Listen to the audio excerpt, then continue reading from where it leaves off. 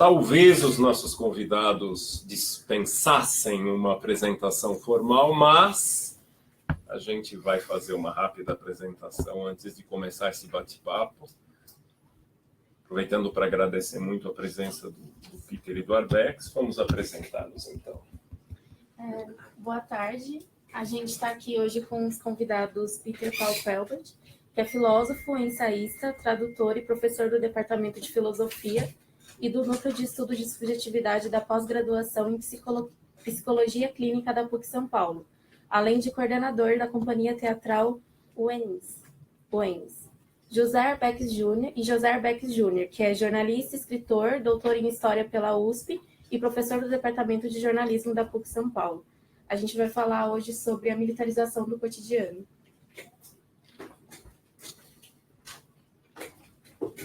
Damos por aberto, então, essa conversa. Fiquem à vontade. Quem quer começar? Arbex. Bom, eu acho que nós estamos hoje defrontados com uma situação trágica no Brasil, mas que, na verdade, não é novidade, né? Porque o assassinato da vereadora Mariela, lá no Rio de Janeiro, na verdade, ele reflete uma mentalidade na história do Brasil, que percorre toda a história do Brasil, que é a de considerar a população dos morros e das periferias como uma população estrangeira destituída de direitos. Eu acho que isso ficou organicamente demonstrado de uma forma bastante clara com a instalação das UPPs nos morros do Rio, porque as UPPs são extraídas diretamente da experiência do Brasil na liderança da MINUSTAH, que é a tropa de ocupação lá no Haiti, e, portanto, uma tropa estrangeira num país estrangeiro, e o Brasil copiou a experiência da MINUSTAH, que é de controlar populações em Porto Príncipe, no Haiti, transportou para o Brasil na forma de UPPs.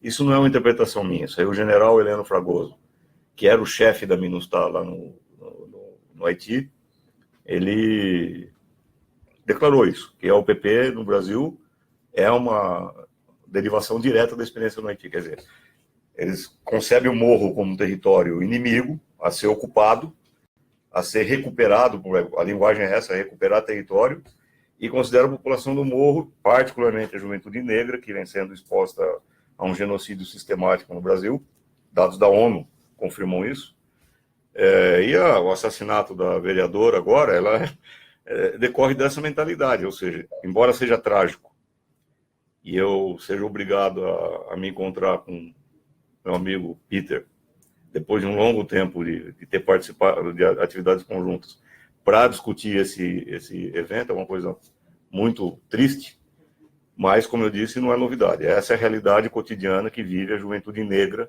nas periferias do Rio de Janeiro, de São Paulo, da Bahia e etc. Eu não sei onde vai dar, porque nós acabamos de descobrir agora que as balas, os projéteis, foram vendidos para a Polícia Federal. Quer dizer, eu não sei até que ponto existe alguma instituição envolvida nisso, ou se é obra de delinquentes soltos a mando de alguém. Então, esse negócio ainda pode ser um barril, um negócio que vai estourar um barril de pólvora muito seriamente. Nós não sabemos onde vai dar isso daí. Mas é trágico.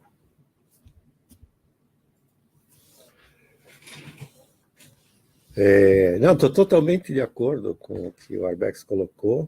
Não é um ponto fora da curva, né? Esse episódio não tem nada de excepcional. Daí o estranhamento ainda maior quando a gente se dá conta que ontem, por exemplo, a Globo News dedica 1 hora inteira a isso, numa hipocrisia deslavada, quando a gente vê o Temer pedindo 1 minuto de silêncio, quando a gente vê a presidenta do Supremo também, todo mundo, quer dizer, uma unanimidade de ponta a ponta de toda a mídia, como se isso fosse uma tragédia nacional única e a ser consertada. Agora, o que é ainda mais grave é que toda a interpretação da mídia vai na direção de que esse episódio tão trágico justifica ainda mais a ocupação militar do Rio de Janeiro. Quer dizer, na verdade, está se usando um cadáver para legitimar uma medida absolutamente eleitoreira e que saiu da cabeça de um marqueteiro do Temer, que é de ocupar o Rio de Janeiro para, quem sabe, dar uma agenda mais positiva, não é, ao governo do Temer, que tinha perdido lá a eleição da reforma da Previdência. Então, isso configura esse conjunto, quer dizer, já sob o fundo da militarização que o Roberto tocou, esse uso político dá um aspecto ainda mais macabro a esse episódio, porque se a gente compara, por exemplo, o que é um Jungmann fazendo uma declaração na televisão, dizendo que então agora é hora de mobilizar não só os serviços de informação, mas também o Exército, a Marinha e a aviação. O que é a aviação do Exército? O que a aviação vai conseguir resolver o problema do assassinato da Mirella? Então, e aí você compara isso com a reação do Freixo, que estava assim, desabado. É alguém, como ele disse, é uma cria de um movimento tão importante, tão relevante, e você vê ele absolutamente tocado, sensibilizado, demolido.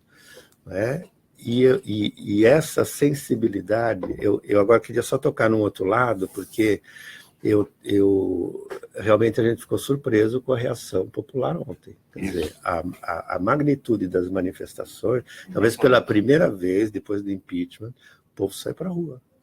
E o povo, se diz, não foram partidos, não foram sindicatos, organizações. A quantidade de mulheres negras da periferia, de movimentos sociais e outros que estavam presentes, aí você diz, bom, pelo visto, nesse episódio, se tocou no nervo mais sensível do Brasil.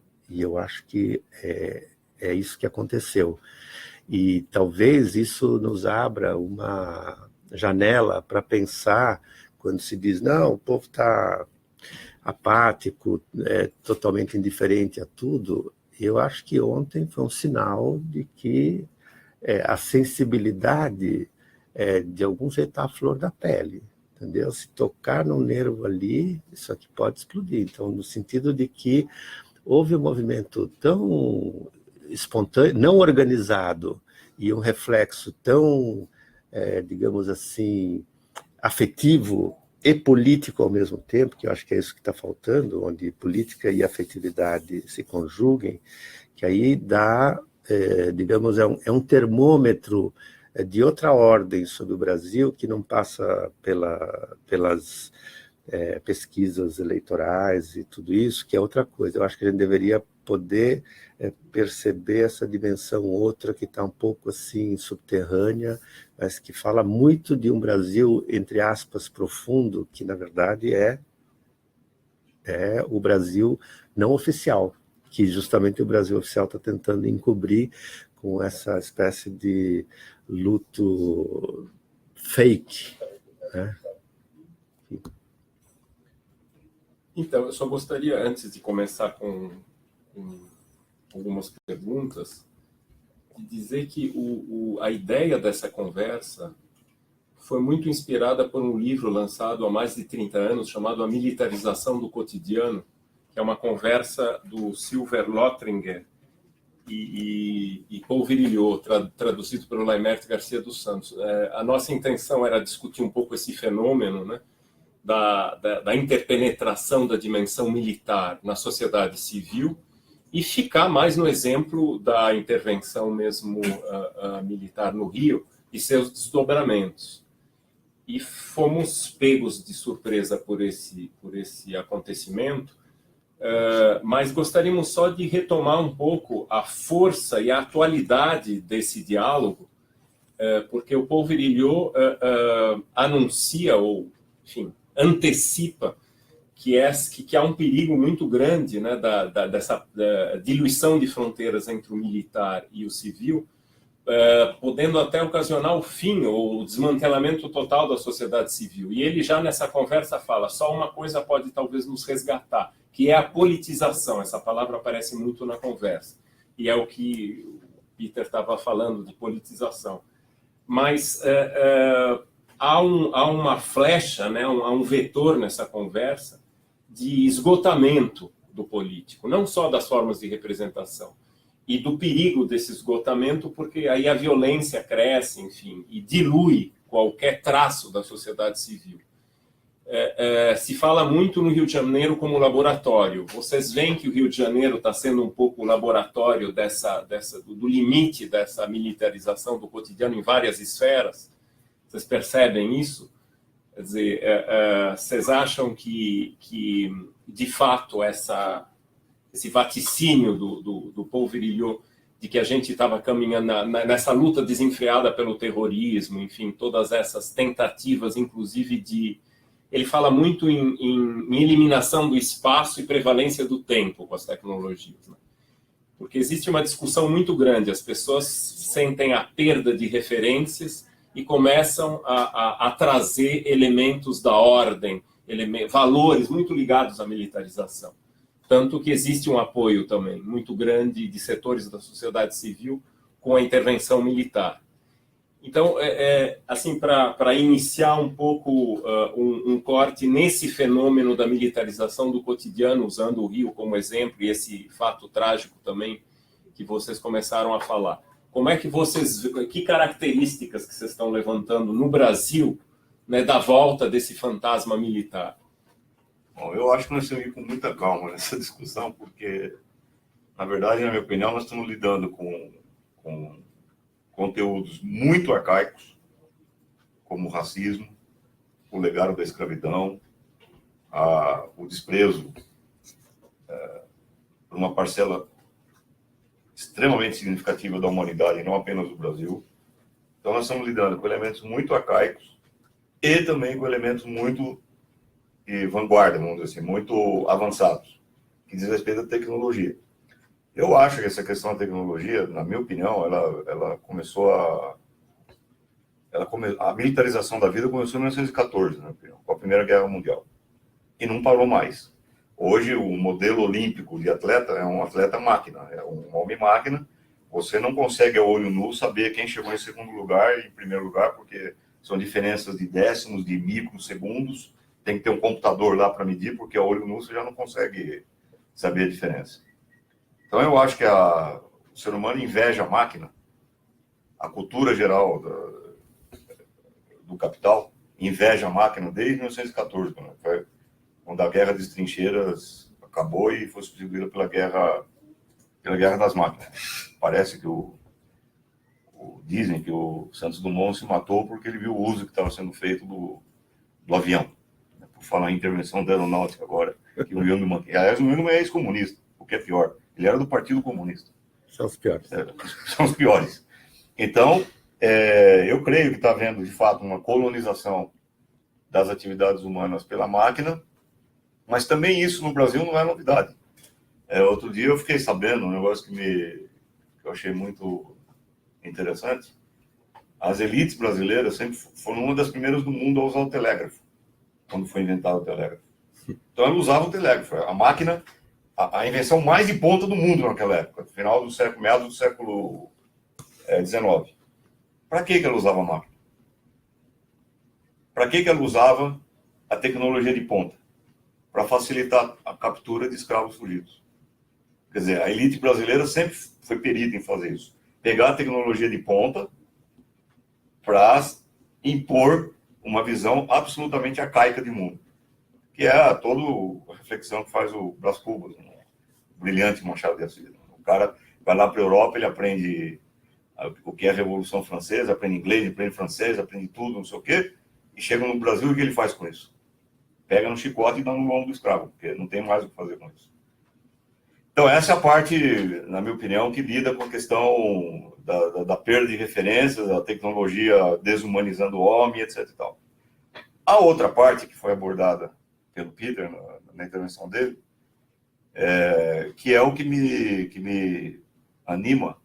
Eu recebi agora há pouco um negócio pela internet, uma figurinha pela internet, muito bonita, que diz o seguinte: eles te enterraram, está falando da Mariela, eles te enterraram, mas não sabiam que estavam plantando uma semente.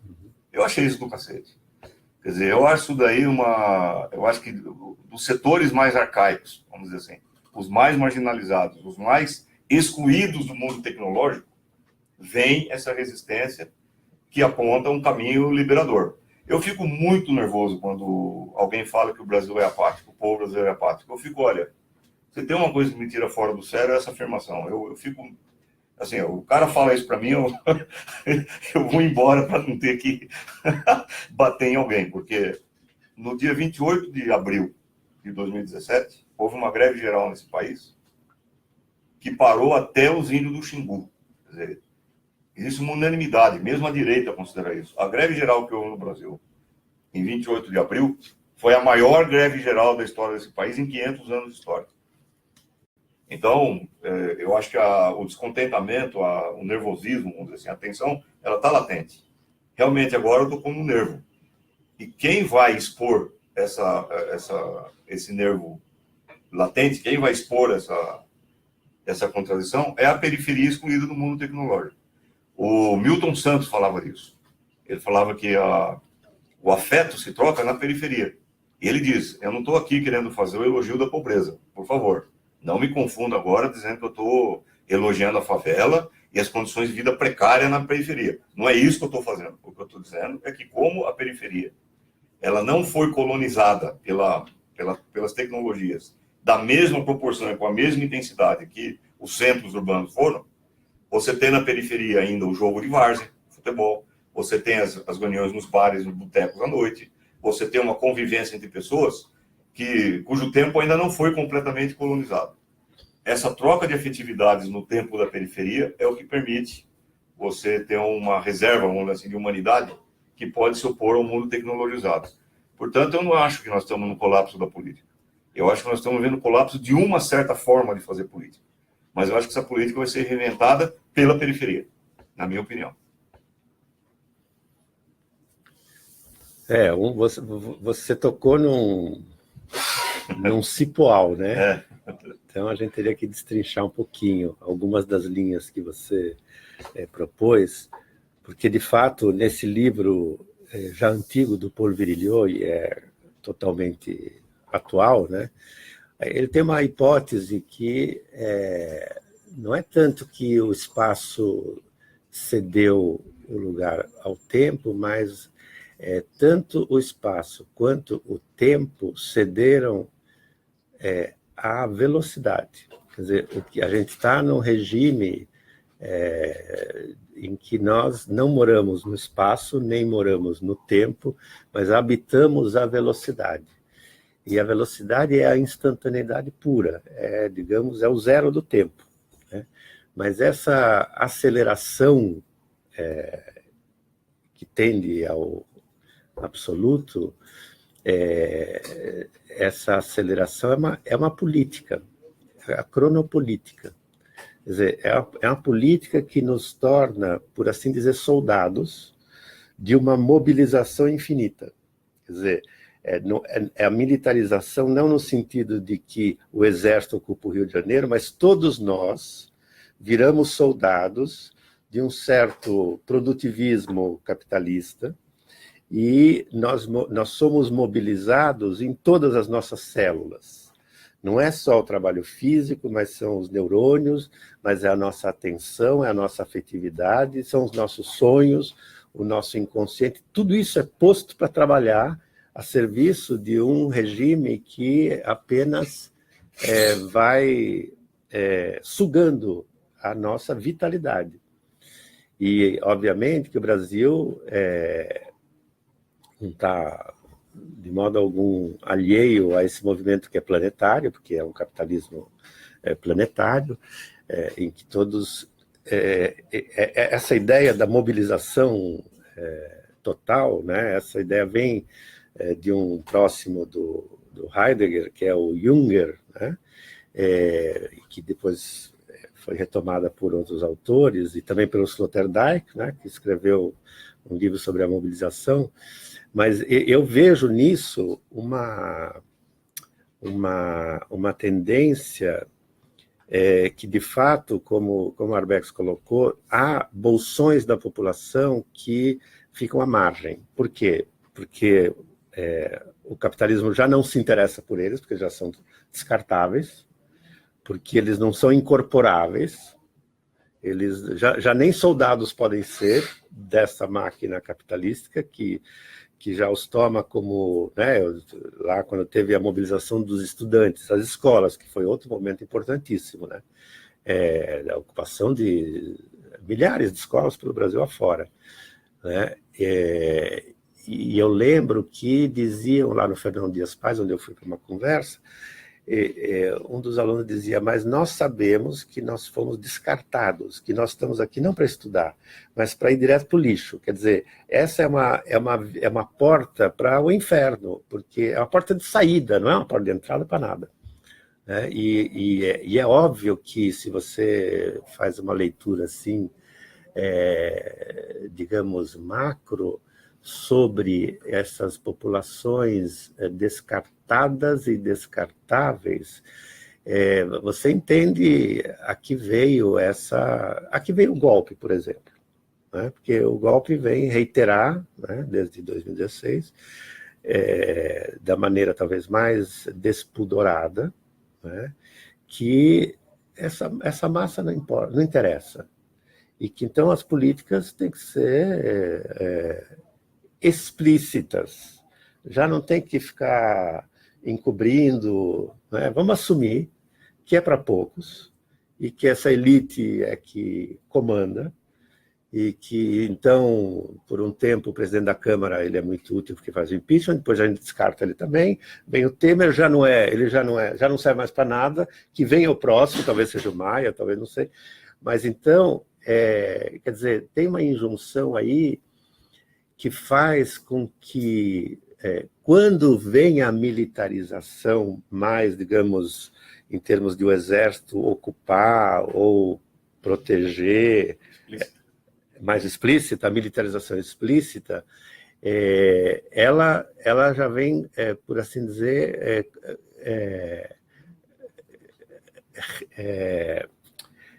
reiterar um descarte que já aconteceu, né? Mas reiterar militarmente, mano militare. E o que me chama atenção, se a gente pega a gente publicou há pouco um livro do Achille Mbembe, que eu considero o maior pensador, um dos maiores da atualidade, que nasceu nos Camarões, que ensina em Joanesburgo, que escreveu um livro estupendo chamado Crítica da Razão Negra, e a gente publicou agora um livrinho chamado Necropolítica. É um texto que ele escreveu alguns anos atrás e que tem uma definição muito clara sobre o que é uma política da morte, né? E que dá para ler vários fenômenos no planeta, mas também no Brasil, como essa assunção explícita de uma política que visa ou o genocídio, ou o assassinato, ou o descarte de populações inteiras, né? E que, num certo sentido, põe Auschwitz no bolso, porque, de algum modo, toma o planeta inteiro como objeto, e onde a gente, agora eu retomo uma coisa que o Arbex falou, que eu acho muito importante, ele começou com isso, não dá para ler o presente do Brasil sem ler as marcas da escravidão. Está tudo aí. E a escravidão não é passado, é presente. O escravagismo, o racismo. Essa população que segundo uma definição ali meio agambeniana ou meio Foucaultiana, a população que é matável, sem que esse assassinato constitua um crime, é aquela que veio no navio negreiro, mas também é aquela que estava aqui como, né, a população nativa, E essa prática de lidar com esse outro, não como uma alteridade, mas como um corpo a ser descartado, eventualmente assassinado, de todo modo usado enquanto dá, e depois jogado no lixo, essa necropolítica é absolutamente presente, e acho que a gente, quando vê um assassinato de uma mulher negra, homossexual, da periferia, que está assumindo um protagonismo que já começa a ser incômodo, você toma isso, e você toma a ocupação do Rio de Janeiro, e você toma todas as políticas em curso hoje em dia, é óbvio que é uma necropolítica em vias de, talvez, com instrumentos tecnológicos muito modernos, reiterar as práticas mais arcaicas. Eu estou totalmente de acordo. Eu acho que tem um dado na história toda aí que é irônico. Irônico num certo sentido, né? Bem trágico no outro. Eu estava discutindo ontem algo, que a origem do termo favela está em Canudos. Quer dizer, os habitantes das favelas atuais são os de Canudos de antigamente. E uma coisa que pouca gente gosta de lembrar na nossa história é que o Exército fez 4 expedições para liquidar Canudos. A 4ª expedição mobilizou toda a tropa, do Rio Grande do Sul até a Amazônia. E os soldados tiveram ordem explícita de não deixar nenhum sobrevivente. Então nós temos testemunhos de soldados que contaram alegremente como é que mataram bebês com a espada, bebês de Canudos, como é que mataram mulheres grávidas, como é que... Mas, por outro lado, tem um dado. Não houve nenhum canudense que se entregou. Eles resistiram até o último feto, vamos dizer assim. Não houve nenhum canudense que se entregou. Então, o que eu estava discutindo com os alunos é isso. A história ela vai criando umas certas conexões, e se você ler corretamente, ela vai... Nós estamos em Canudos, quer dizer, nós estamos no período mais cruel da dita abolição, que nunca houve no Brasil, na minha opinião. Nunca houve abolição no Brasil. Isso é uma piada. Eu cheguei para os alunos ontem e eu falei, eu vou decretar a abolição dessa sala aqui. Eu falei assim, aí eu cheguei para o guri que estava lá na minha frente, falei assim, de hoje em diante você está livre. Com uma condição. Você não vai poder pedir dinheiro para o teu pai, porque não tem. Você não vai ter casa para ir, porque você não tem casa.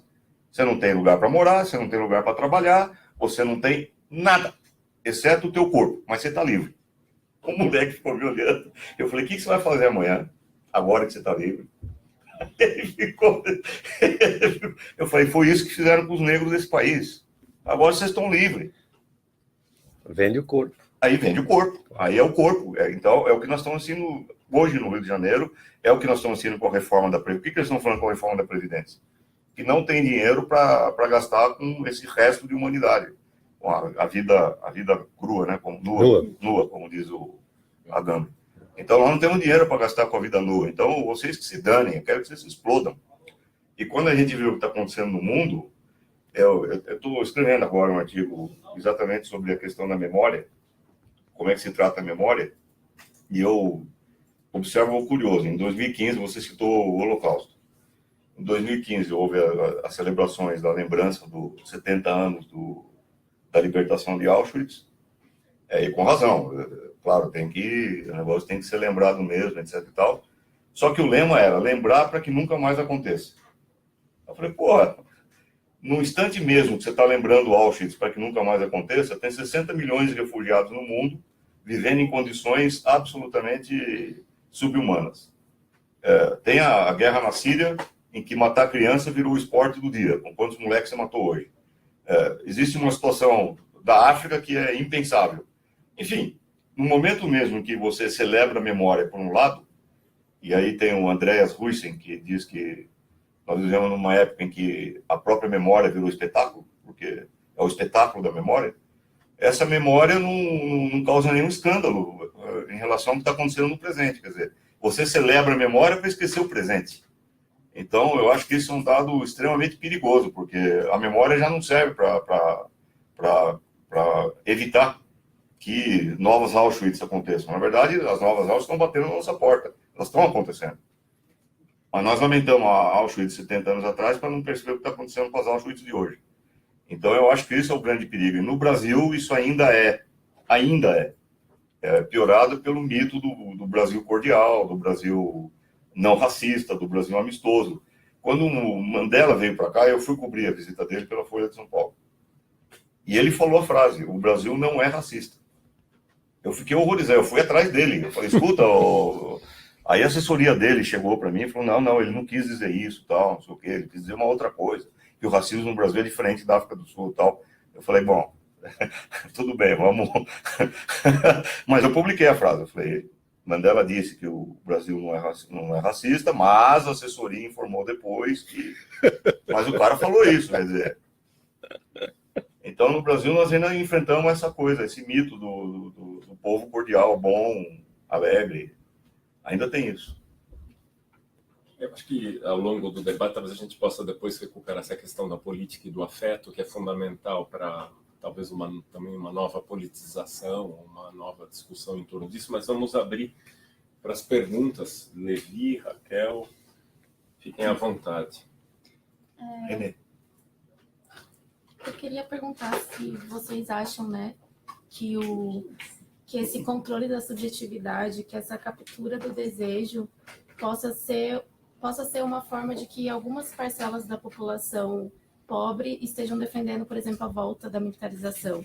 Tipo, há tanto um controle, um molde sobre a subjetividade dessas populações que elas estão querendo que a ditadura volte, que a militarização volte, porque é o único meio que elas encontram, mas porque o imaginário delas também está sendo o tempo todo moldado com isso.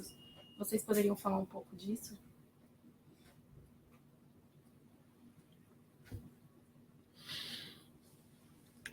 Então, mas você quer falar?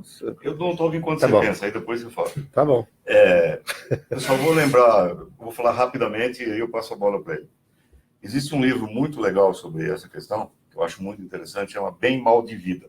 Escrito tudo junto, foi escrito pela professora Jane Marie de Freitas, da USP, em que ela pegou o fenômeno da eleição do Afanásio Jazades, que foi o deputado mais votado de São Paulo, acho que foi em 96, se não me engano. E quem votou nele? O pessoal, principalmente na periferia, das favelas. Só que o programa dele, de rádio, ele era um locutor de rádio. E o programa dele era voltado para a defesa da violência policial nas favelas. Ele era um cara, assim, ele era o equivalente hoje de um Marcelo Rezende, sei lá, esse que morreu há pouco tempo aí. Tem que dar cacete mesmo, tem que arrebentar. E ela pergunta no livro, a pergunta que você faz. Fala, escuta, o que leva um favelado a votar num cara que propõe a violência policial contra aqueles que moram na favela? E ela faz uma discussão e chega a uma conclusão pela via psicanalítica de que, na verdade, o Afanásio Jazades, ao brandir o bastão da porrada, ele se transforma numa espécie de símbolo de potência. A potência que eu, favelado, não tenho, ele tem. Eu, favelado, estou isolado na minha casa, com a minha família em pânico, etc. e tal. Ele sabe como resolver isso. Eu não sei. Ele tem a receita, eu não tenho. Então, esse cara é o meu falo, vamos dizer assim, é o meu princípio de potência. E eu acho isso muito interessante porque tem a ver também com a discussão que a Hannah Arendt faz sobre Hitler.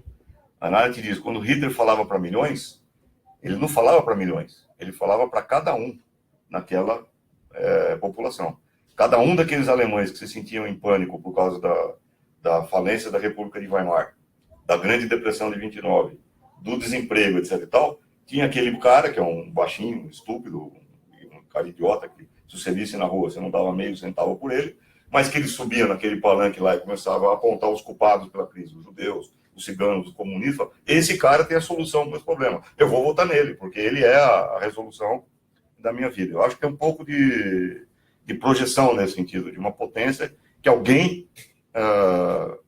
pode responder.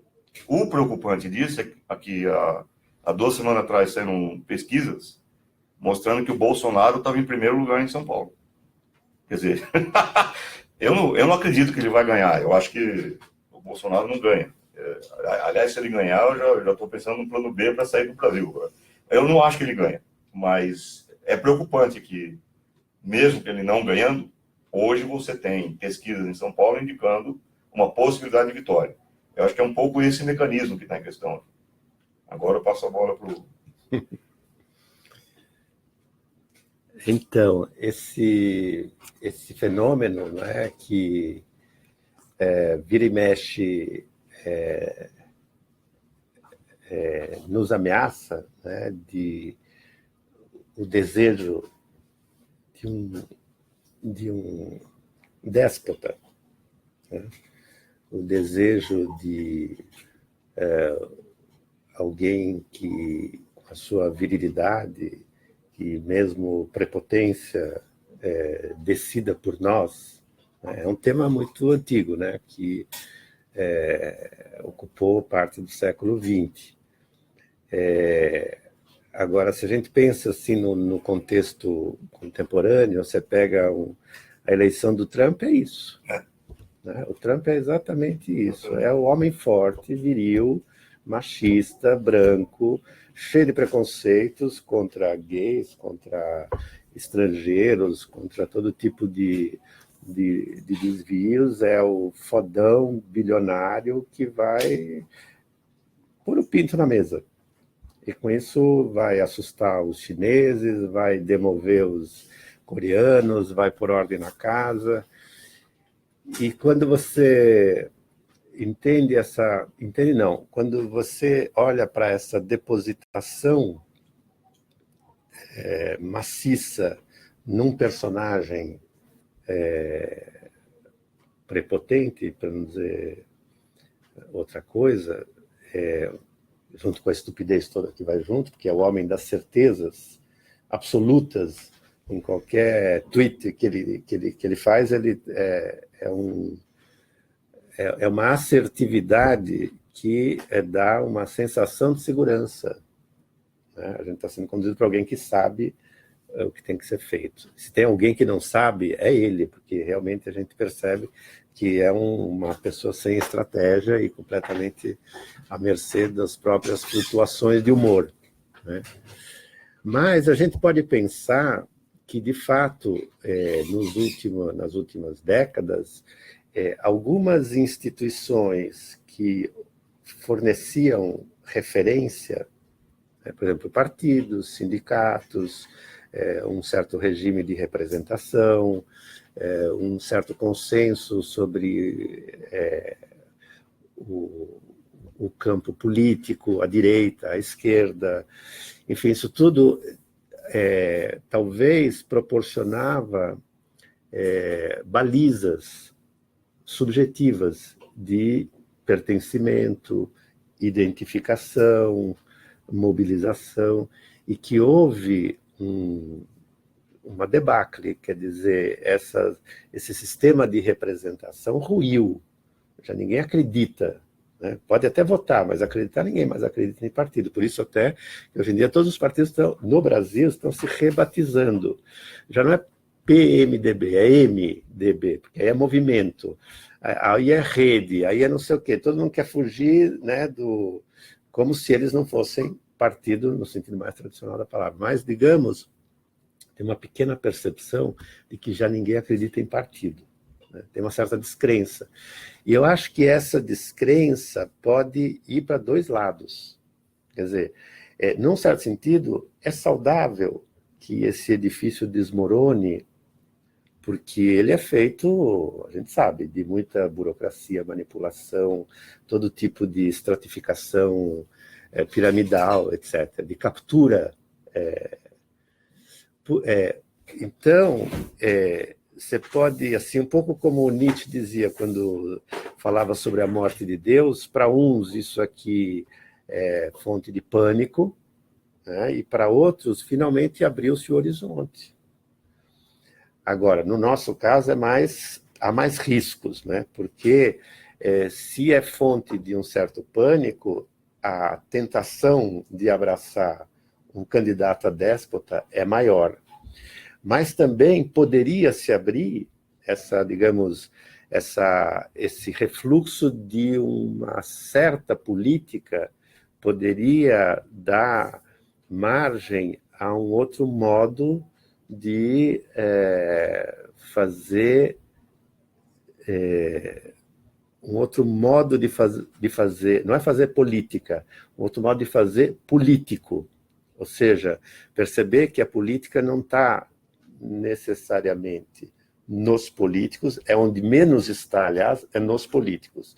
Que a política, num certo sentido, está absolutamente entrelaçada com as formas de vida e com as formas de organização da vida, né? E que eu acho que nessas periferias, já que ali, de algum modo, tem essa ausência de Estado, eles são obrigados a se organizar através de outras redes de afeto, redes de solidariedade, mas também tem redes de tráfico, tem de tudo. Mas será que não fica aberto com essa crise, esse colapso de uma certa instituição política, não fica reaberto o campo da invenção de um modo de entrelaçar vida política, afeto, que seja totalmente distinto e no polo oposto dessa depositação no déspota? É uma pergunta que eu também não tenho uma resposta, porque a resposta não pode vir de intelectuais, a resposta vem da rua, a resposta vem da população, a resposta vem, eu acho que aí tem um problema para nós, que às vezes a gente fica demasiadamente capturado pela representação que a mídia nos oferece sobre o que está acontecendo no país. Quando estão acontecendo muitas outras coisas que não chegam no limiar de visibilidade midiático e que, no entanto, são absolutamente essenciais, né? Então, a gente teria que fazer um trabalho, e eu acho que isso é um trabalho político da maior importância, um trabalho sobre a percepção. Perceber o que está acontecendo. Como é que a gente percebe o que está acontecendo? Não é lendo o jornal, não é vendo a televisão, com todo respeito aos jornalistas aqui presentes. Mas que outros instrumentos, às vezes muito esquisitos, que outras antenas, que outras sensibilidades é preciso desenvolver para poder apreender o que realmente está acontecendo, que às vezes é mais molecular, às vezes é mais disperso, às vezes é menos visível e, no entanto, não menos importante e não menos decisivo. Eu me pergunto se não tem algo na Marielle que expressa alguma coisa que está acontecendo ali, né, que está nesse campo que embora ela foi uma vereadora, mas assim é como se ela carregasse outra coisa, que não é do vício do sistema de representação. Ela carrega essa massa de experiências de uma periferia onde é outra coisa que se enuncia e que se experimenta. Eu concordo totalmente com o que você falou, mas eu quero fazer uma observação sobre algo que nós não comentamos ainda. Que justamente você fala que existe um vazio que tem que ser preenchido de alguma forma, um vazio de representatividade, um vazio de organização, etc. e tal. Mas existe um movimento que está preenchendo esse vazio de uma certa forma, o evangélico. Verdade. Quer dizer, isso me preocupa muito. A Marcha para Jesus, que eles fazem anualmente, os caras juntam 2 milhões de pessoas em São Paulo. E eles elegeram o Crivella, lá no Rio de Janeiro. Quer dizer, eu acho que tem alguns sociólogos já falando que até 2050 os evangélicos vão ultrapassar a Igreja Católica. Os caras estão mobilizando a periferia, estão mobilizando o morro e estão oferecendo uma série de respostas no campo afetivo, no campo espiritual, no campo moral, que são as respostas que eles oferecem, nós sabemos quais são. E eu acho isso muito preocupante no Brasil também. Isso me deixa apavorado. Então, mas aí você pode se perguntar se a esquerda mais tradicional ou menos tradicional não desertou esse campo. Claro. Desertou o campo em que, digamos, não é só um campo que não é propriamente o discursivo, é uma outra faixa da vida, né? Que, por outro lado, digamos, a mídia sabe capturar. A mídia, digo, já não sei se é a mídia, mas digamos que o cinema sabe capturar, é porque essa captura da subjetividade, essa captura dos afetos, e isso é fundamental, porque isso não passa pela racionalidade discursiva, pela defesa das causas, não, é outra coisa. E eu acho que a esquerda não soube e não sabe ainda trabalhar esse campo. E aí esse campo fica... A esquerda ainda fala em termos ideológicos, políticos no sentido tradicional, racional, entre aspas, e esse campo acaba sendo preenchido pelas religiões e outras, e pelas religiões por um lado, e sendo capturado pela manipulação midiática que sabe trabalhar com esses signos. É isso aí. A minha próxima pergunta é exatamente como a linguagem e a estética poderiam ser uma forma, uma alternativa. Mas então, porque tem uma dimensão estética nessa... Porque se você pensa assim, quando teve o impeachment, o que aconteceu antes do impeachment? Houve uma espécie de preparação no campo do... Agora estou falando do discurso um pouquinho. No campo do discurso, uma preparação... Como houve, antes de o nazismo tomar o poder, houve no campo da linguagem uma espécie de deslize no sentido das palavras, onde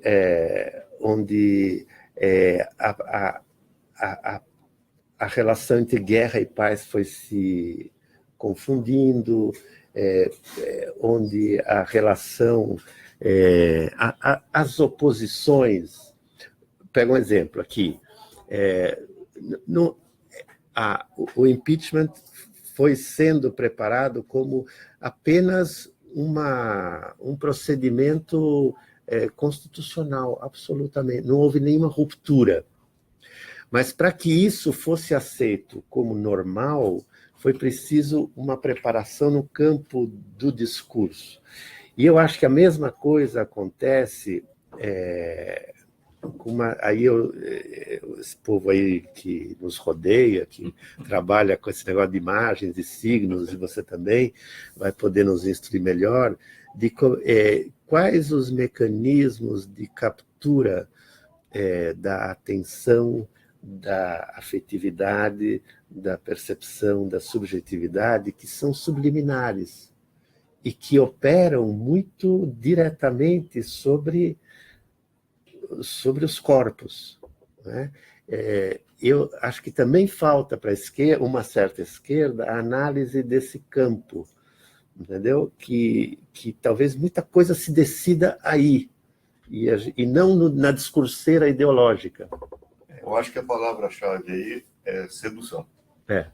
Eu estava em 84, eu estava na Folha, quando a Folha decidiu fazer a reforma do jornal e criar um sistema de cadernos.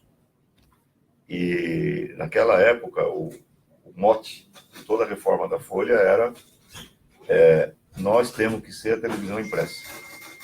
A Folha não inventou isso, aí já tinha sido testado nos Estados Unidos pelo USA Today, que foi o primeiro a usar fotografias coloridas. Então, a ideia da Folha era a seguinte: nós temos que seduzir o leitor. O leitor tem que achar a Folha bonita, agradável de ler, etc. Não entrava em questão a informação, a crítica, a reflexão. O que entrava era a sedução. Na época, o Otávio Frias Filho, que é um cara inteligente, ele era o diretor de redação da Folha, ele lançou um texto, que eu discuti muito com ele, esse texto, chamado Vampiros de Papel, em que ele recuperava a história do Drácula, do Bram Stoker, em que na história original, o Drácula, a primeira vez que ele vai entrar na tua casa, ele não pode dar porrada e entrar. Ele tem que te seduzir. Você tem que convidar o Drácula a entrar na tua casa. Então, ele te seduz, aí, depois que ele entrou a primeira vez, ele entra quantas vezes ele quiser. E aí o Otávio dizia o seguinte: nós temos uma tarefa muito mais difícil, que é a do Drácula. Porque nós temos que seduzir o leitor todos os dias. Não adianta seduzir só uma vez, como o Drácula. Nós temos que seduzir todos os dias. Então, ele se colocava na posição de um vampiro. É isso. Que ia... Eu cheguei para ele e falei, você é muito pretensioso para se equiparar ao Drácula, mas isso é uma discussão que a gente teve entre nós. Mas a verdade é que a lógica é essa. Então, a mídia te seduz. E no Brasil nós temos um problema terrível, que nós temos uma mídia extremamente competente em termos técnicos. Exato.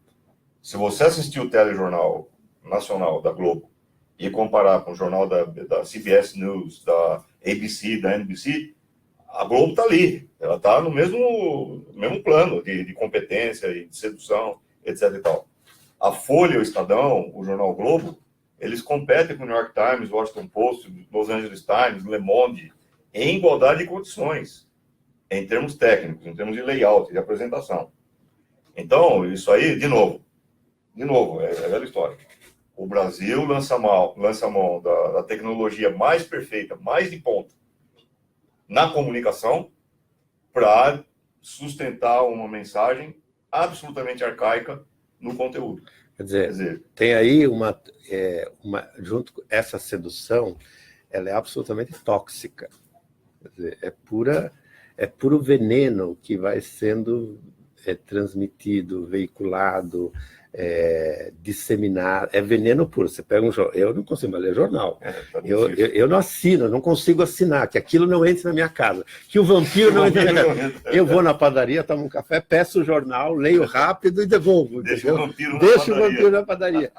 Entendeu? Mas porque... É claro que algumas informações a gente precisa, mas quando você sente o espírito da coisa toda, é de um grau de toxicidade que você sai envenenado pelo grau de ressentimento, de reatividade, de sede de destruição, de tudo que foi conquistado, o pouco que foi conquistado nos 13 anos do governo Lula e Dilma, de um retrocesso, assim, é a pancadaria mais, assim, né, apresentada no pacote mais encobridor possível.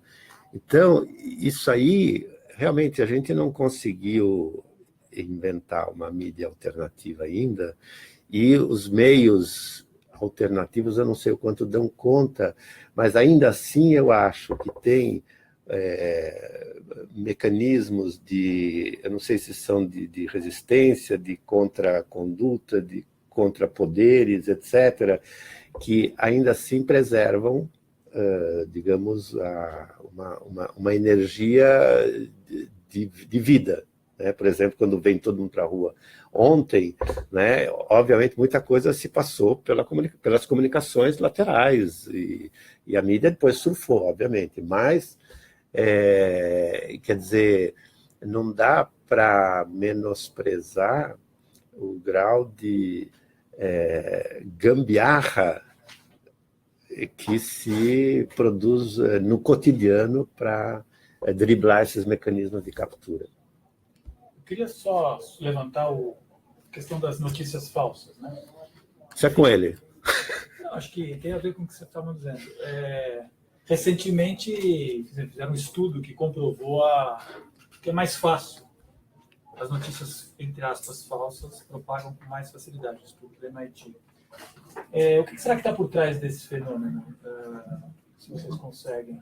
E, curiosamente, tem uma efeméride mais curiosa, ou trágica, ou cômica, que é a revista Veja, vai fazer um seminário sobre notícias falsas. Eu diria que não é exatamente que as notícias falsas se propagam com mais facilidade que as verdadeiras. A questão eu recebo 2 notícias no meu e-mail. Uma delas diz que o Itaquerão é resultado de corrupção, de pilantragem, que o presidente do Corinthians está envolvido na corrupção, que o Lula também está, não sei o que, não sei o que. E a outra diz que não, o Itaquerão é produto legítimo do melhor time do mundo, que é o Timão, etc. e tal, eu, como corintiano, óbvio que eu não vou querer divulgar a primeira notícia que Itaquerão. É claro que eu vou querer divulgar que Itaquerão está tudo bem, que o Timão é o melhor time do mundo, etc. Então, eu vou divulgar notícias que reforçam os meus preconceitos, que reforçam a minha visão de mundo, que não colocam em questão as minhas crendices, as minhas convicções. E eu acho que é isso que está por trás da indústria, vamos dizer assim, do fake news. Quer dizer, num mundo em que está todo mundo meio perdido, meio perplexo, sem saber muito bem o que fazer, como disse o Peter, os partidos estão fracassados, o sindicato está fracassado, as organizações tradicionais já não respondem mais nada, etc. E tal. É muito humano o fato de que eu queira me identificar com comunidades virtuais e imaginárias, com as quais, pelo menos, eu tenho alguma identidade, alguma coisa que eu possa trocar. E se uma notícia reforça essa identidade, essa comunidade virtual, eu vou divulgar essa notícia. Isso é muito perigoso, porque acaba criando um círculo vicioso. Quer dizer, o fake news reforça as minhas convicções e as minhas convicções elegem a fake news.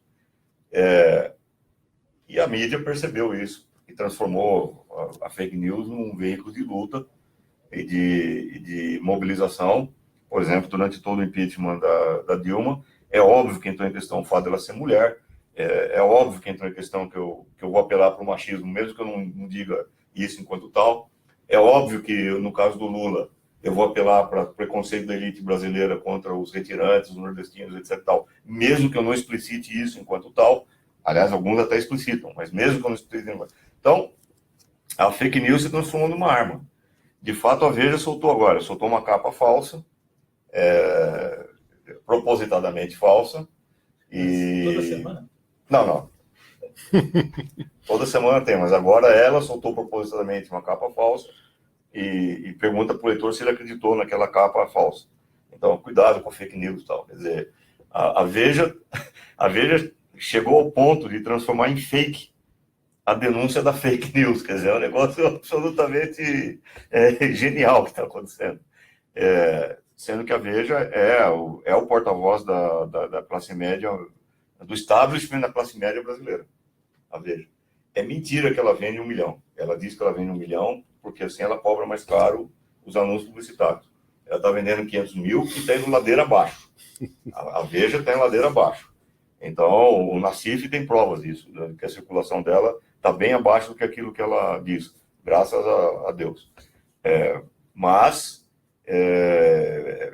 eu acho que essa coisa da fake news é muito grave porque ela é um instrumento de mobilização e de padronização do imaginário e de reforço de preconceitos, etc. Imagino que na época do Hitler, se tivesse internet, o que haveria de fake news sobre judeus, sobre ciganos e comunistas, seria uma brincadeira. Quer dizer, eu acho que é isso que está por trás da fake news. Bom, eu vi um documentário sobre era uma coletânea de depoimentos, de hangouts, de pessoas fazendo ao vivo no Facebook pedindo intervenção militar, feito antes do golpe, né, na premência do golpe.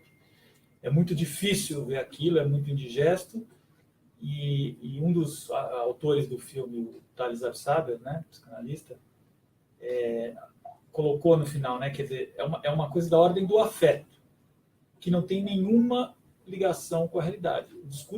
Os discursos são totalmente alucinados, mas a única coisa que pega seria o afeto. Como é que a gente escapa disso? Um contrabombardeio afetivo. Não é? Insistindo na velha racionalidade. Embora isso também seja perfeitamente não só necessário, como faz parte do jogo. Mas é outra coisa, criando instrumentos de bombardeio afetivo, mas no sentido outro. Quer dizer, como é que você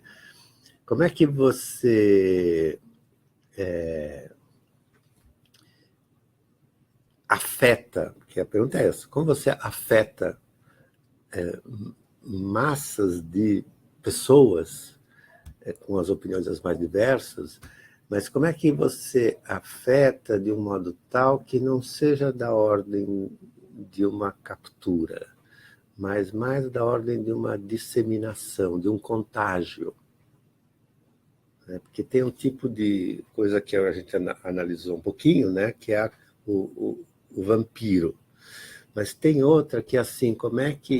Tem um autor muito interessante do século XIX que chama-se Gabriel Tarde, é um sociólogo que foi esquecido totalmente, mas ele tinha uma hipótese assim, brilhante, muito econômica. Ele dizia, há duas coisas no mundo só.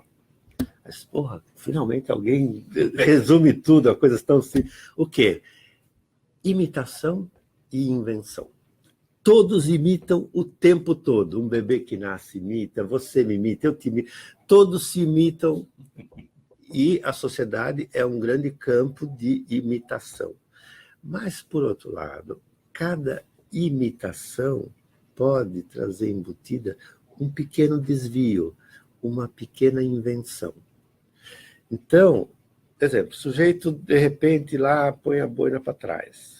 Aí o vizinho viu, também põe. Aí, de repente, fizeram uma banda ou uma gangue, depois o bairro inteiro. De repente, o planeta inteiro está com coisa para trás e aquilo caracteriza... Então, isso é uma imitação, mas no meio podem ocorrer vários desvios. Então, a tese do Gabriel Tarde é que, ao mesmo tempo que a imitação, no sentido de que se dissemina uma conduta, há tantos desvios e essas pequenas invenções vão produzindo uma espécie de quantidade psicopolítica que pode trazer imensas novidades. Então, não é que é um campo homogêneo em que todo mundo copia todo mundo ao mesmo tempo inventa coisas. E talvez o nosso desafio seja pensar esse campo dos desvios e das invenções que se produzem por toda parte, porque a mídia é apenas um irradiador de condutas, mas tem tantas outras. Nas favelas não tem... A prisão, não tem coisa que os caras inventam na prisão que depois vira uma grife e vira produto de consumo e de venda.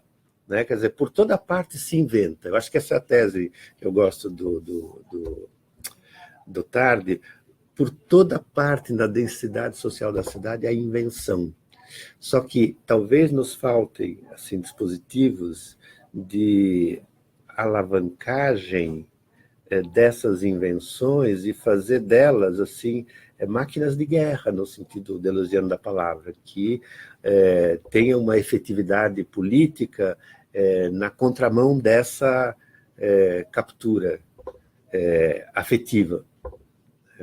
Então, é assim, é um desafio a ser como dizer,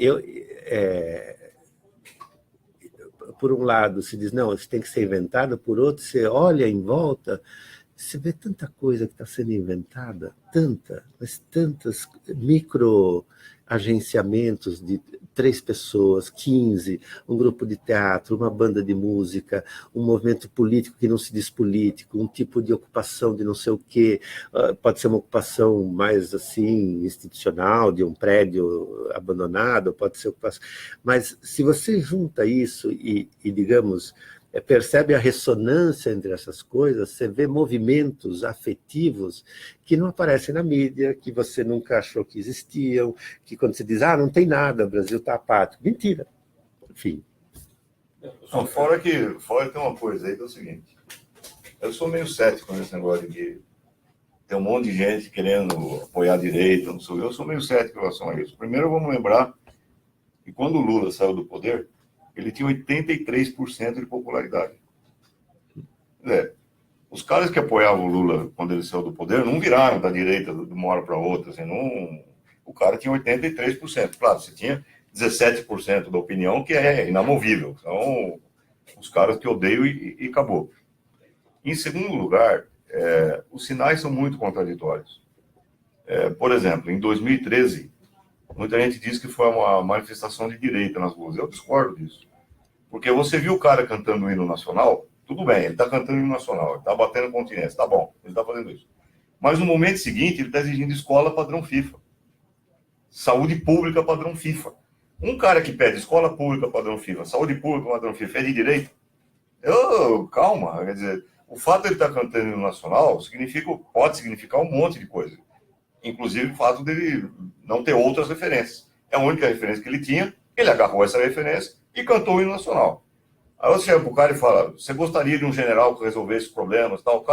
O fato de ele falar assim, na minha opinião, não transforma esse cara num cara de direita. Ele está dizendo sim, porque não existem outras referências. Então, mas... Bom, não, pode falar. Não, termina. Não, porque eu queria pegar o gancho de 2013, que eu acho que é uma das coisas mais importantes que aconteceram nos últimos anos no Brasil, e que, digamos, o jornalismo, a mídia oficial, os governantes, os políticos enterraram isso rapidamente. Porque ali, por alguns dias, aconteceu uma irrupção absolutamente imprevista, imponderável, de uma magnitude extraordinária, de uma potência de subversão, podemos usar a palavra, né? Não só do status quo, mas de muitas outras coisas. Ou seja, ali foi... a meu ver, uma pequena janela. Você sabe como, assim, Freud descobriu que um pequeno lapso pode ser o indício de todo um continente psíquico. E esse foi um pequeno lapso que deu a ver um continente, uma espécie de inconsciente do Levante. Eu defini isso assim no artigo, que assim, o terror do Brasil oficial, a assombração dele é o Levante. Entendeu? É essa espécie de irrupção multitudinária, sem uma direção clara, sem um líder explícito, que põe em xeque tudo, e que é uma explosão de desejos, de reivindicações, mas também de desejos, num certo sentido, inesgotável e inegociável, porque não adianta vir um prefeito dizer, tá bom, eu dou 20%, eu dou a tarifa que vocês querem, porque isso não acalmaria. Não... Agora, óbvio, então, essa espécie de... o monstro escapou da garrafa naquele momento. E o que se faz desde então, né, é violentamente, com pauladas de todos os tipos, tentar enfiar de volta o monstro na garrafa. A meu ver, o golpe e o que se seguiu não é só para destruir o Lula, mas é para quebrar de vez a espinha dorsal de qualquer levante possível em qualquer futuro. Tudo bem que é um pouco assim, um pouco delirante essa hipótese, mas ainda assim, acho que ali se experimentou por alguns dias antes que a mídia capturasse e significasse aquilo como movimento de direita, que é o que ficou para muita gente. Mas antes daquilo, ali, um gigante acordou.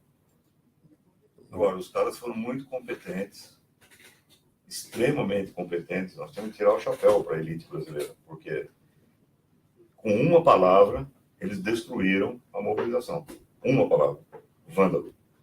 No momento que eles começaram a caracterizar a existência de duas mobilizações, as legítimas, que respeitam a ordem, a propriedade privada, a polícia, o padre, o papa e o arcebispo, essas manifestações são legítimas, nós apoiamos, tudo bem. Agora, tendo os vândalos, que destrói banco, que não sei o quê, aí pau neles. E eles conseguiram fazer isso. Porque aí divide... tem os bons e os maus, e assim vai se fragmentando, né? Agora, ainda assim, eu acho que, por mais efêmero que tenha sido, 2013 está no ar, assim, por assim dizer. É uma virtualidade que está aguardando... estou usando a expressão de outra pessoa, mas que está aguardando os corpos coletivos que a encarnem novamente.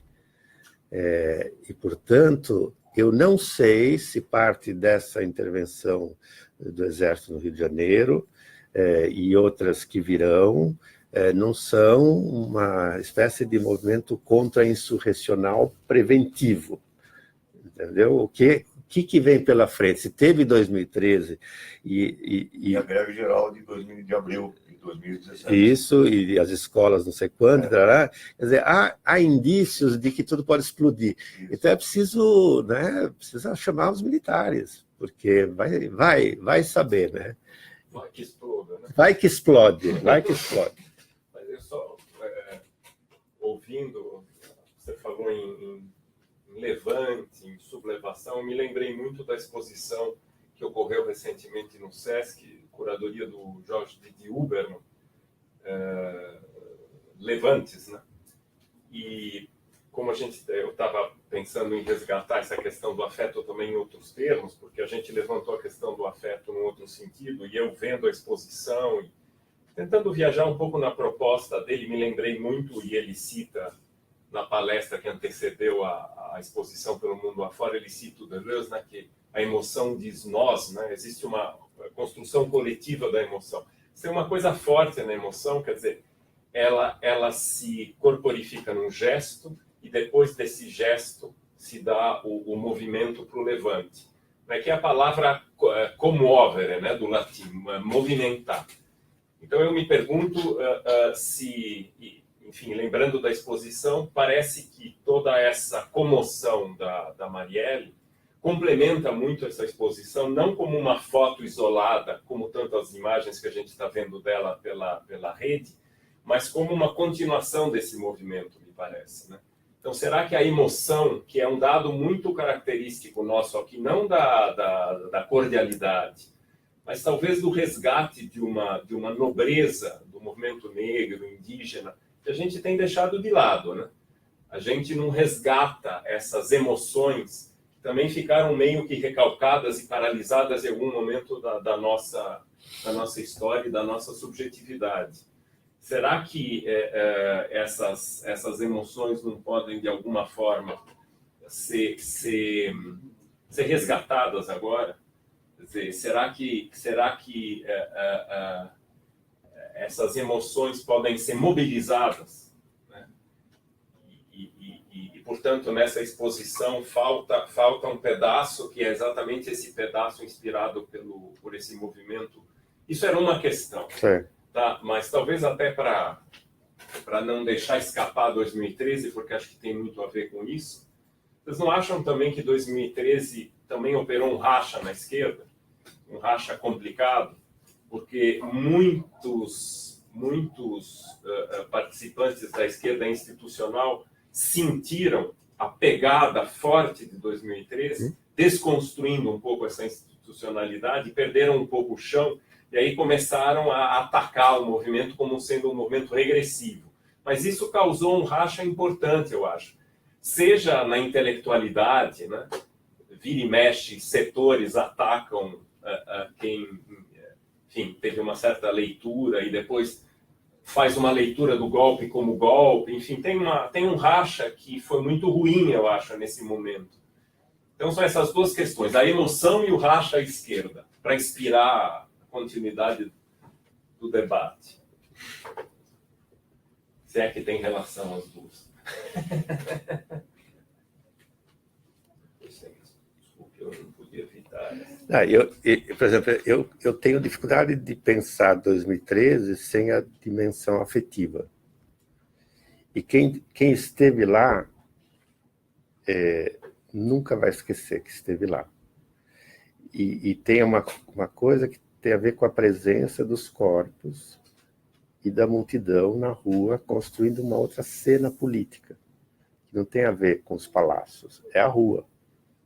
A rua como espaço de presença multitudinária é de uma força de transformação e também pedagógica, assim. Eu acho que 15 anos de formação política não fazem o que fazem 2 dias de 2013, ou de qualquer mobilização dessa ordem. Então, é uma explosão também afetiva, tem algo da ordem de um prazer de estar junto na rua, numa espécie de comunidade. mesmo que sem rumo certo ou sem projeto claro e muito menos sem liderança, né? E tem uma alegria multitudinária que ela é imediatamente política.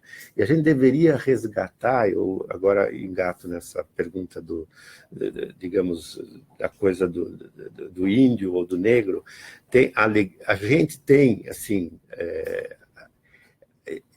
sabe o quê? Eu chamaria isso de uma espécie de... A gente deveria redesenhar a geopolítica da alegria.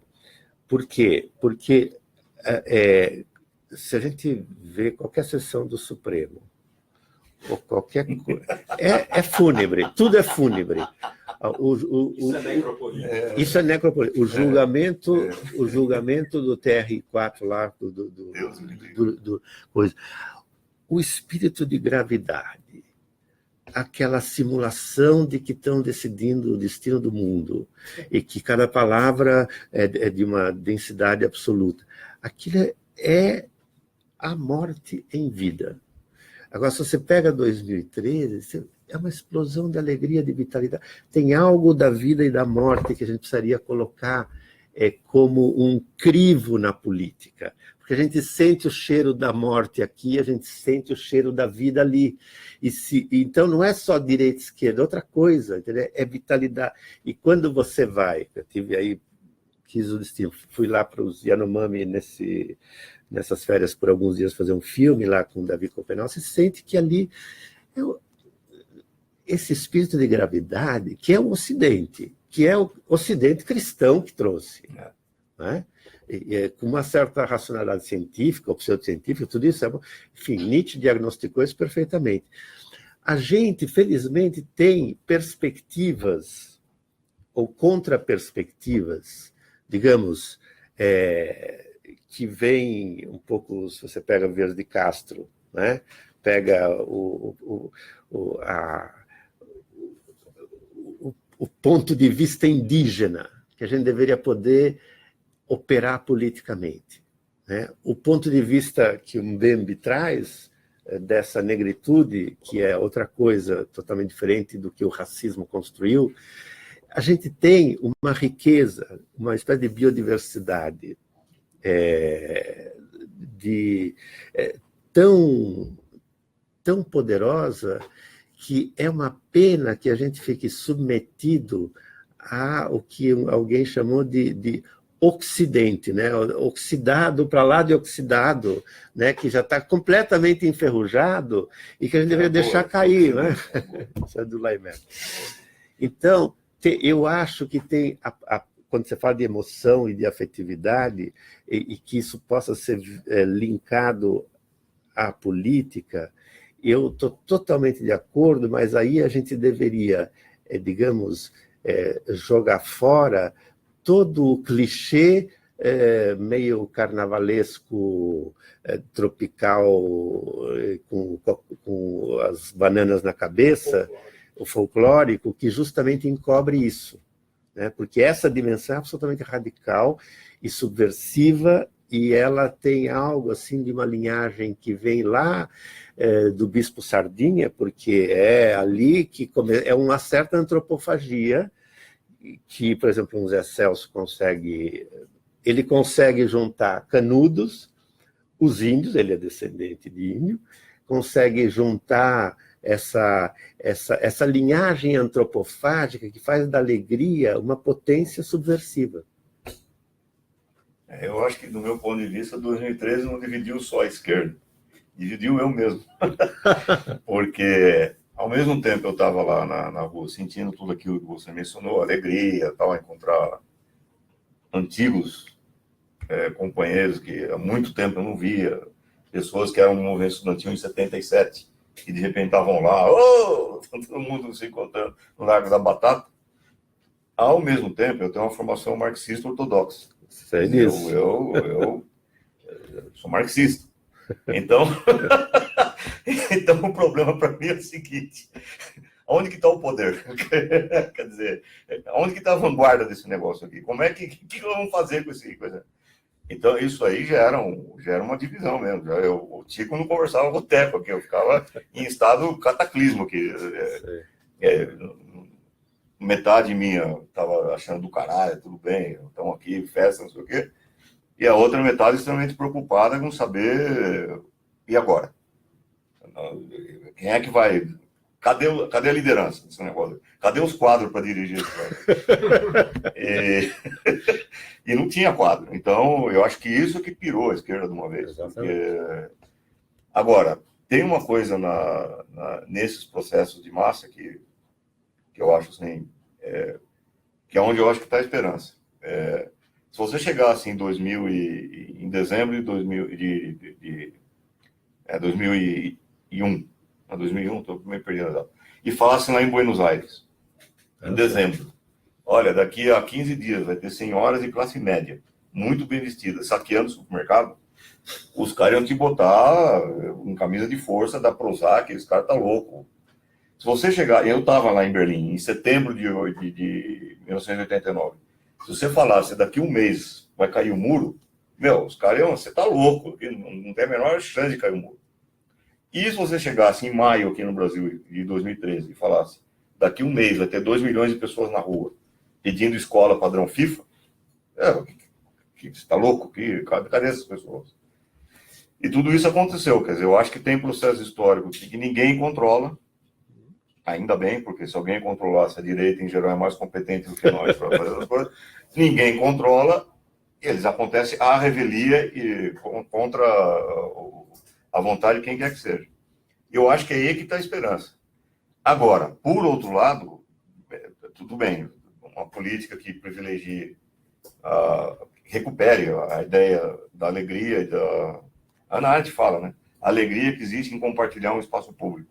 Quer dizer, nenhuma alegria superior a essa. Porque Exato. Aí você confia nas pessoas que estão ao teu lado, as pessoas que estão ao teu lado confiam em você, todos juntos para enfrentar a polícia, a repressão, a morte, todos juntos ali enfrentamos a morte, rindo, cantando, fazendo carnaval e tal. Eu acho isso do cacete. Um dos momentos mais emocionantes da minha vida foi em Pequim, quando eu estava lá na Praça da Paz Celestial, os estudantes expulsaram a passeata contra a ditadura, e, os caras acabaram de cantar a Internacional Comunista, eles começaram a cantar a nona do Beethoven. Em Tiananmen? E todo mundo aplaudiu. Eu comecei a chorar. Que isso? Onde é que eu tô? O negócio aqui completamente louco. Isso não elimina, como marxista que eu sou, o problema do poder. Quer dizer, quem é que vai dirigir esse troço? Quer dizer, quais são as alternativas em relação ao poder capitalista? Quer dizer, tudo bem, não é o capital, não é o capitalismo, é o quê, então? O que vem no lugar desse negócio aqui?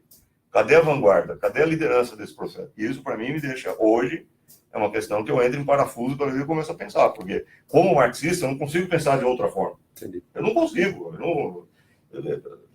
Quem é que vai dirigir isso? Quer dizer, eu acho que esse que é o problema, entendeu? Desse ponto de vista da esquerda, além de todos os outros problemas dos preconceitos, da uma formação que não tem nada a ver com Marx, mas muito mais a ver com o stalinismo, com o autoritarismo stalinista e etc e tal, além de todos os problemas, existe uma questão genuína aí colocada, que é, sem querer fazer trocadilho, a questão genuína colocada, que é a questão do poder.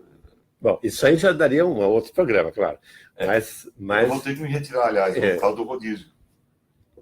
Então, não, eu acho que é uma questão em aberto e, de fato, o que aconteceu em 2013 é que as ruas colocaram todas as instituições de joelhos. Todas.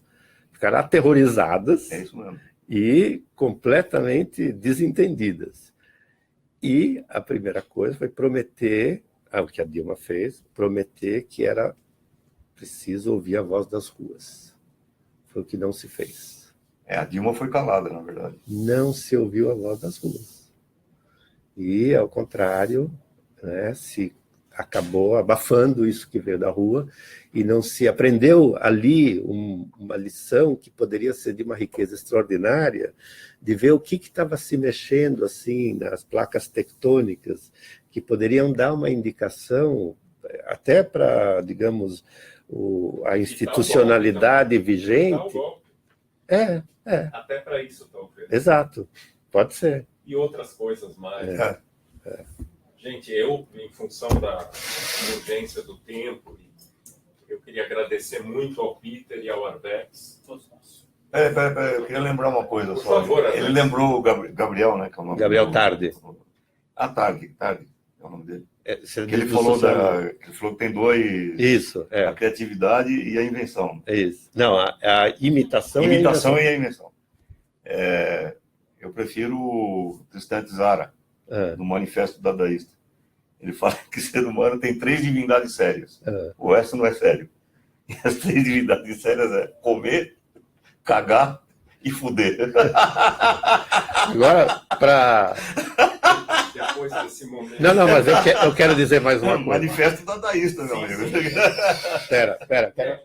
Não, por favor, Eu tô indo. Fique à vontade. É que eu quero, já aproveitando aqui, Não, que ele despudoradamente deu a mensagem dele, eu também vou despudoradamente, só dizer que a gente publicou esse livrinho aqui, a N-1 publicou Necropolítica, do Achille Mbembe, que tem tudo a ver com a conversa que a gente acabou de ter, e a gente vai publicar agora Crítica da Razão Negra, e que também tem tudo a ver com esse conjunto de questões que foram colocadas Sei, aqui. onde é que a gente compra isso? Isso aqui, a N-1 tem um site, mas esse aqui eu vou dar de presente para você. Obrigado. Legal. muito bem. obrigado, Peter. Muito obrigado, Arbex, pela conversa. Espero que voltem. Vamos. Qualquer novidade, entre em contato para a gente desdobrar essa conversa. Extremamente importante, até pela recepção que a gente teve Ah, é? pelas redes. Multidão ouvindo. Milhões de pessoas. Muito bem. Muito obrigado, gente. Ok, Até as obrigado. próximas conversas da gente.